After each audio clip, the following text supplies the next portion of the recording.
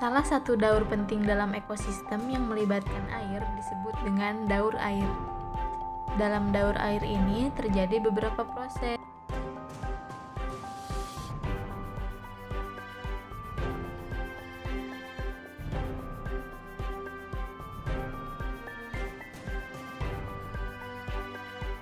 Yang pertama ada evaporasi. Evaporasi merupakan penguapan air dari perairan seperti laut dan danau hingga menjadi uap air di atmosfer.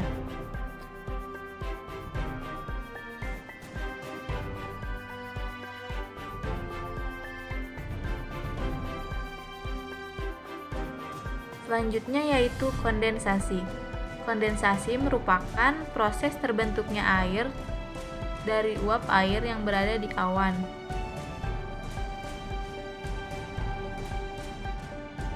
Selanjutnya yaitu proses transpirasi.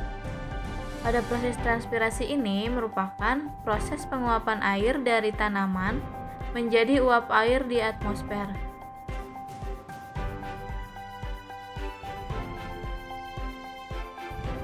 Selanjutnya ada proses presipitasi atau turunnya air dari awan dalam bentuk curah hujan atau salju atau bisa juga hujan es.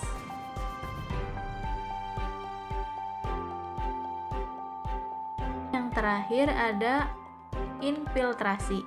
Infiltrasi yaitu merupakan proses masuknya air hujan ke dalam pori-pori tanah, sehingga air tanah ini dapat dimanfaatkan oleh tanaman atau menjadi sumber mata air yang menghasilkan sungai-sungai. Dan yang selanjutnya ialah proses dari siklus air.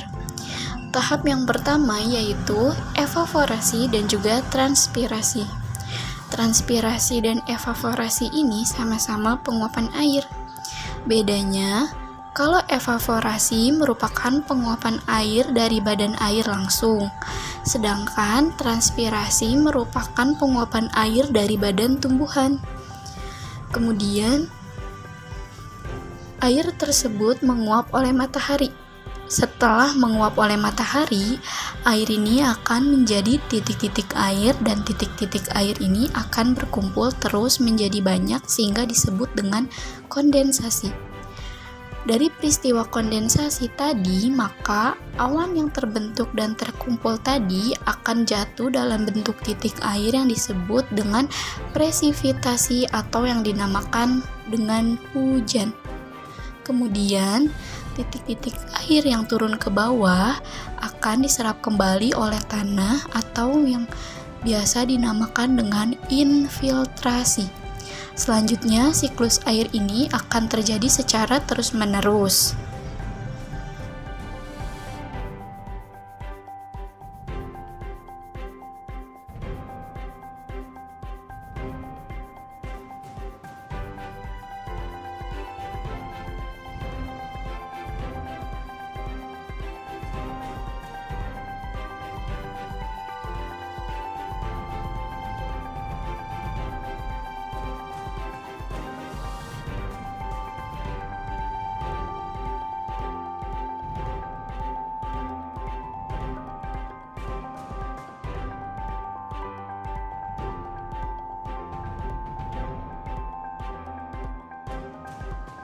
Sains, teori atau konsep yang mendasari.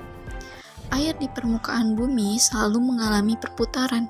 Siklus atau perputaran massa air diawali melalui proses pemanasan muka bumi oleh sinar matahari. Akibat proses pemanasan ini, sebagian massa air mengalami penguapan ke udara. Salah satu daur penting dalam ekosistem yang melibatkan air disebut dengan daur air. Dalam daur air ini terjadi beberapa proses, yaitu evaporasi, transpirasi, adveksi, kondensasi, presipitasi, dan juga infiltrasi. Selanjutnya untuk teknologi. Desain produk yang kami hasilkan, kami beri nama dengan diorama siklus air.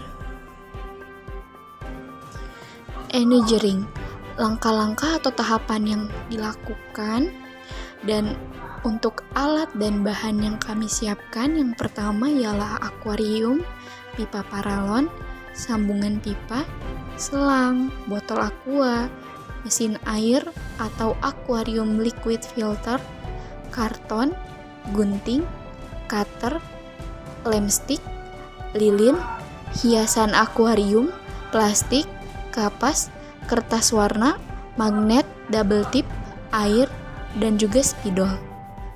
Untuk langkah kerja, yang pertama, tempelkan kertas karton pada akuarium bagian belakang sebagai warna dasar atau latar. Dan yang kedua, selanjutnya, potong ujung kedua botol aqua sama rata. Dan yang ketiga, kemudian siapkan lilin yang menyala, lalu bakarlah lem stick tersebut untuk menempelkan botol aqua dengan sambungan pipa paralon. Buatlah lubang pada satu botol aqua, tepatnya di sisi sebelah kanan bawah aqua. Setelah itu, sambungkan selang kecil dengan mesin pompa air, lalu masukkan selang tersebut ke dalam lubang aqua. Selanjutnya, masukkan bebatuan dan juga tumbuhan di sisi kiri akuarium yang nantinya dijadikan sebuah daratan. Selanjutnya, buatlah awan dengan menggunakan kapas yang ditarik-tarik secara perlahan sehingga hampir terlihat seperti awan asli. Buatlah dua jenis awan, yaitu awan mendung dan awan putih atau cerah.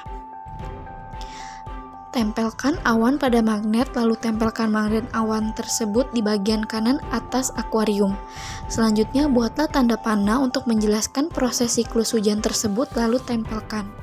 Setelah itu, gunakan plastik tipis 1 lembar, lalu lubangi dengan menggunakan gunting dan tempelkan tepat di bawah pipa paralon. Selanjutnya, ialah tuangkan air secukupnya menyesuaikan daratan yang ada pada akuarium agar tidak tenggelam. Dan yang terakhir, diorama siklus air siap digunakan. Dan selanjutnya ialah matematik yang dapat diisi dengan tabel, bagan, atau perhitungan skala, dan kami di sini mengisinya dengan menghitung volume air pada akuarium tersebut. Diketahui panjang akuarium 40 cm, lebar akuarium 20 cm, tinggi akuarium 25 cm, tinggi permukaan air dalam akuarium 13 cm. Maka, perhitungan volume air dalam akuarium dapat dihitung dengan rumus panjang dikali lebar dikali tinggi dan dikali tinggi permukaan, atau biasa kita sebut atau kita singkat dengan P kali L kali T dikali TP, sama dengan 40 cm dikali 20 cm dikali 25 cm dikali 13 cm sama dengan 260.000 cm kubik.